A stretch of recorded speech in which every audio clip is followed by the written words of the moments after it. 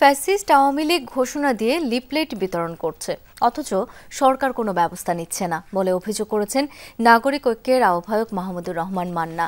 সকালে জাতীয় প্রেস ক্লাবে শাসন ব্যবস্থায় গুণগত পরিবর্তন ও নির্বাচন বিষয়ক আলোচনা সভায় এই মন্তব্য করেন তিনি। জনগণের জীবনের বিনিময়ে অর্জিত বিজয় যেন কেউ ছিনতাই না করে সেই বিষয়ে সজাগ থাকার আহ্বান জানান তিনি। বলেন, এক শেখ হাসিনার দাপটে দেশ তছনছ হয়ে গেছে, এরপরও রাজনৈতিক দলগুলোর মধ্যে কোনো পরিবর্তন হচ্ছে না। বলেন, বাংলাদেশের শাসন ব্যবস্থায় গুণগত মান কম, অমানবিকতা বেশি। দেশের শীর্ষ থেকে নিচ পর্যন্ত গণতন্ত্র বাস্তবায়ন করা না গেলে গুণগত মানের পরিবর্তন সম্ভব নয় বলেও মন্তব্য করেন তিনি।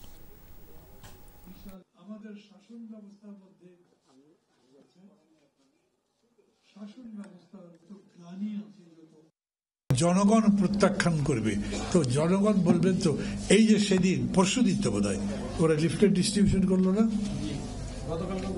গতকালকেও করেছে। কিভাবে করলো, করতে পারলো কেমন? আমাদের পুলিশ কি করেছে? তারপরে দেখলাম আমাদের প্রশাসনের কর্মকর্তারা সংবাদ সম্মেলন করে বলছে এরপরে যদি করে গ্রেপ্তার করবে। তো ওরা তো ঘোষণা দিয়েছে 15 দিন আগে। 15 দিন ধরে কি করলেন?